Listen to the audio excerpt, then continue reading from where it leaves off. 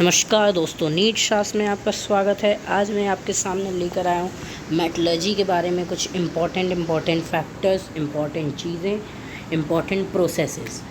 वही इम्पॉर्टेंट चीज़ें हम लोग आज यहाँ पर डिस्कस करेंगे जो क्वेश्चन ओरिएंटेड हैं, जिन टॉपिक से क्वेश्चन बनते हैं। वही के इसीलिए क्योंकि टाइम का बहुत कमी है, क्वेश्चन ओरिएंटेड चीज़ें पढ़िए। मिनिमम टाइम, मैक्सिमम आउटपुट हमको निकालना है। टाइम कम है, 26 जुलाई को नीट का एग्ज़ाम है, ठीक है। इसीलिए हमको केवल और केवल क्वेश्चन ओरिएंटेड चीज़ें करनी है, सेलेक्टिव स्टडी करना है, स्मार्ट स्टडी करना है। Because NEET is only about time. किसके अबाउट है ये? टाइम। नीट में सबसे इम्पॉर्टेंट फैक्टर है time. Time management is very important. तो आज हम लोग टाइम को ही मद्देनज़र रखेंगे। हर वीडियो में मैं आपके लिए टाइम के बारे में ज़रूर बताता हूँ, because time is the most important thing. और उसी में आज हम लोग स्टार्ट करते हैं मेटलर्जी के बारे में। मेटलर्जी के बारे में मैं पहले आपके लिए बता दूं कि ओर को कैसे एक्सट्रैक्ट करते हैं, कैसे उसको कंसंट्रेट किया जाता है, किस तरीके से आप ओर को ट्रीट करते हैं। मेटलर्जी में जब हम लोग ओर एक्सट्रैक्ट करते हैं, माइंस से हमने ओर निकाला, उसके बाद करते क्या है, उसको क्रशिंग एंड ग्राइंडिंग किया जाता है। क्रशिंग एंड ग्राइंडिंग करने के बाद ओर का कंसंट्रेशन किया जाता है। कंसंट्रेशन मतलब कि उसको प्यूरीफाई किया जाता है, उसको कंसंट्रेट किया जाता है। उसको प्यूरीफाई करने के लिए 3-4 चीज़ें हैं, 4 फैक्टर्स, 4 पॉइंट्स हैं।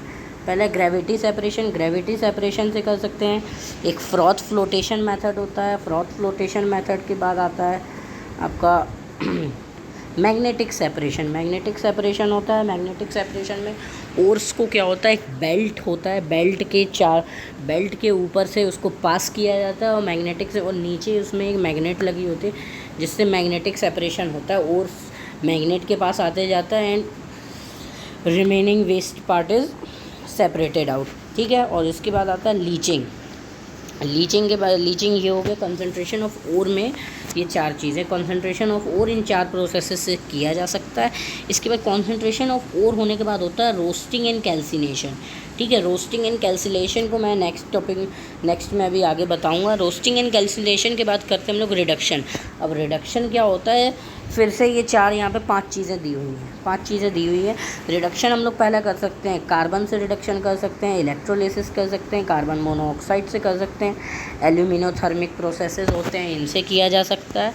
एंड हीट एलोन, सिर्फ हीट करके भी उनको रिड्यूस किया जा सकता है। और मोस्टली आपने देखा होगा, बहुत सारे रिएक्शंस आपने देखे होंगे, कार्बन मोनोऑक्साइड और कार्बन का यूज़ काफ़ी होता है, हीट का यूज़ होता है।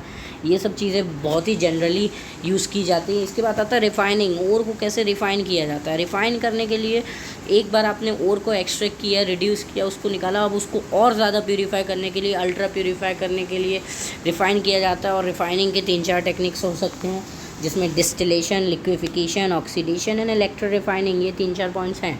इसके बाद आता है, ये सारी चीज़ें करने के बाद इनमें से आपको एक प्योर मेटल मिलेगा। ओर में से आपने क्या किया, एक प्योर मेटल को एक्सट्रैक्ट कर लिया। इसके बाद आता है नेक्स्ट टॉपिक में आपके लिए मैंने बोला था कैल्सिनेशन एंड रोस्टिंग के बारे में मैं आगे बताता हूँ। तो कैल्सिनेशन क्या है? कैल्सिनेशन में 3 चीज़ें हम लोग मेनली देखेंगे। वो है, पहला है heating of ore in absence और limited amount of air. Heating of ore होता है ये एनारोबिक कंडीशन, यानी कि एब्सेंस ऑफ एयर में या फिर very limited amount of oxygen और एयर यूज़ होता है, लिमिटेड अमाउंट होता है, यूज फॉर कार्बोनेट्स। कैल्सिनेशन किस पे यूज़ किया जाता है? कैल्सिनेशन प्रोसेस जनरली कार्बोनेट्स पे यूज़ किया जाता है ताकि मेटल ऑक्साइड प्लस CO2 आपको मिले। क्या होता है, कार्बोनेट्स को जब आप हीट करेंगे तब आपको क्या मिलेगा, मेटल ऑक्साइड मिलेगा प्लस कार्बन डाइऑक्साइड बाहर निकलेगी। Metal oxide plus carbon dioxide बाहर निकलेगी, समझ रहे हैं। इसके बाद आता है रोस्टिंग।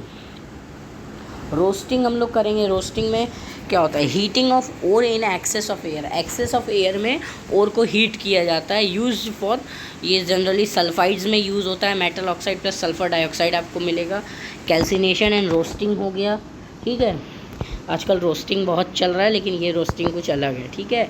इस बात का आप ध्यान रखिएगा, भूलिएगा मत इस रोस्टिंग के बारे में, ठीक है। इसके बाद आता है वैन आर्केल मेथड। वैन आर्केल मेथड काफ़ी इंपॉर्टेंट मेथड है, नीट में इससे सवाल आता भी है। वैन आर्केल मेथड में मोस्ट इंपॉर्टेंट चीज़ है, टेम्परेचर को याद रखिए, ठीक है। टेम्परेचर को याद रखना है, because it is a purification process. Purification तो हो ही रहा है, that is not that much important. It is important that कि आप टेम्परेचर को याद रखें। यहाँ पे टेम्परेचर को याद रखिए, जिरकोनियम +2I2 870 केल्विन पे हो रहा है। ZrI4 दे रहा है। अब ZrI4 को हम लोग 1800 केल्विन पे हीट कर रहे हैं। 1800 केल्विन पे जब हीट कर रहे हैं तो जिरकोनियम क्या है, प्योर फॉर्म में मिल रहा है और 2 iodine molecules are separated out again and the zirconium we got is pure, what it is pure form, pure form में जिरकोनियम मिल रहा है। Same is with titanium. Titanium को भी हम लोग 523 केल्विन पे पहले टाइटेनियम TiI4 बना रहे हैं, फिर TiI4 को हम लोग डिकम्पोज कर रहे हैं एट 1700 डिग्री केल्विन, 1700 केल्विन पे हम लोग उसको हीट कर रहे हैं तो टाइटेनियम प्योर मिल रहा है आपको, plus 2 iodine is removed out. ठीक है, ये हो गया वैन आर्केल मेथड, हो गया calcination, roasting, these are very important topic, यहाँ से क्वेश्चंस भी आते हैं। इसके बाद हम लोग बात करेंगे एक छोटी सी एक चीज़ और है, कॉपर आपने पढ़ा होगा, प्यूरिफिकेशन ऑफ कॉपर आप जब पढ़ते हैं तो उसमें ब्लिस्टर कॉपर के बारे में ज़रूर आता है। Blister copper purest form of copper है।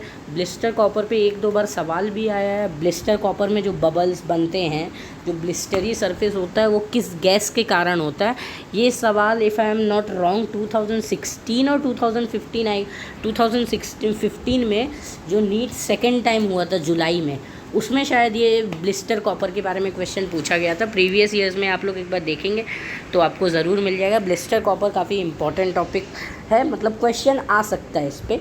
ठीक है, तो ब्लिस्टर कॉपर के बारे में हम लोग बात करें तो blister copper 97 to 98% of a pure form of copper है। प्योरेस्ट फॉर्म कॉपर का है ये, क्या है, प्योरेस्ट फॉर्म। ठीक है, produced by smelting, it is produce by किस प्रोसेस से प्रोड्यूस होता है, this is produce by process smelting. Smelting के बाद आता है ब्लिस्टरी सरफेस। ब्लिस्टरी सरफेस क्यों होता है, मैं ये बोल रहा था आपको। ब्लिस्टरी सरफेस होता है सल्फ़र डाइऑक्साइड के कारण, SO2 के कारण ब्लिस्टरी सरफेस होता है। ब्लिस्टरी सरफेस जो होता है इसमें आपको क्या हो रहा है, SO2 के कारण बबल्स फॉर्म हो जाते हैं, ब्लिस्टर हो जाता है, सरफेस ब्लिस्टरी हो जाता है। इसके बाद आता है रिएक्शन। इसमें क्या रिएक्शन परफॉर्मेंस हो रही है ये आप ज़रूर देख सकते हैं। FeS + O2, FeS + O2 FeO बना रहा है, फिर SO2 बना रहा है।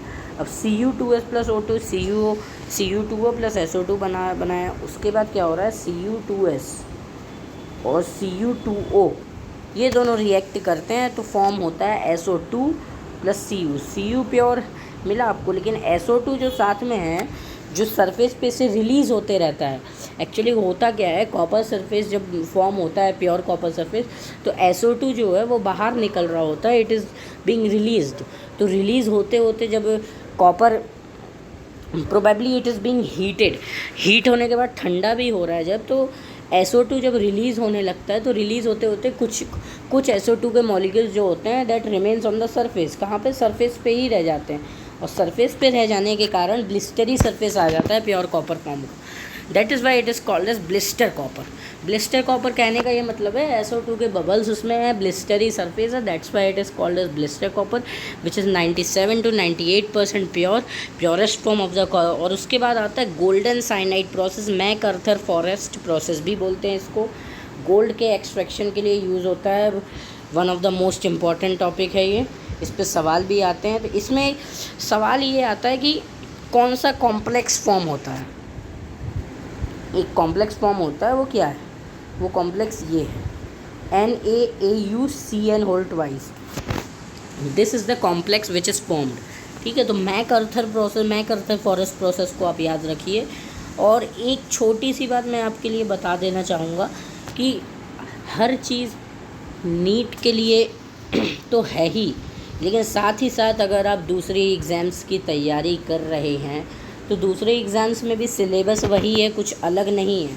तो ये चीज़ें नॉट एक्सक्लूसिवली मैं बोलूँगा कि yes this is only for NEET. हाँ, कुछ चीज़ें होती हैं जो सिर्फ नीट के लिए होती है, तब मैं आपके लिए ज़रूर बोलता हूँ कि ये सिर्फ और सिर्फ नीट के लिए है, लेकिन मोस्ट ऑफ द टॉपिक्स ऐसे होते हैं जो हर जगह कॉमन है। तो मैं ये कहना चाहूँगा कि आप नीट के अलावा भी अगर कोई आप एग्ज़ाम दे रहे हैं तो उसके लिए भी दिस इज़ इम्पॉर्टेंट।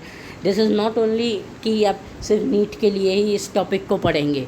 बहुत सारे एग्ज़ाम्स आप भरते हैं, ज़रूरी नहीं है सिर्फ आप नीट का एग्ज़ाम भरें। नीट के साथ साथ आप जितने भी एग्ज़ाम भरते हैं, हर जगह आप इन टॉपिक्स को, वीडियो लेक्चर्स को आप पूरी तरीके से यूटिलाइज़ कीजिए। हर टॉपिक हर जगह इम्पॉर्टेंट है, ठीक है। और अंत में मैं बस इतना ही कहना चाहूँगा, पढ़िए लिखिए, अच्छे से याद करिए चीज़ों को, अच्छे से पढ़िए। नीट का एग्ज़ाम नज़दीक आ रहा है, वीडियो अच्छी लगी हो तो लाइक करें, शेयर करें, चैनल को सब्सक्राइब करें, बेल आइकन को ज़रूर दबाएं ताकि नेक्स्ट वीडियो आपको जब भी मिले उसका नोटिफिकेशन आपको जाए। आपके लिए मैंने ये जो पढ़ाया है इस मटेरियल की लिंक को मैं आपके लिए लगा दूंगा ताकि आप एक क्लीन एंड क्लियर पिक्चर को डाउनलोड करके आप फिर वीडियो को फॉलो कर सकें साथ में। All the best, thank you.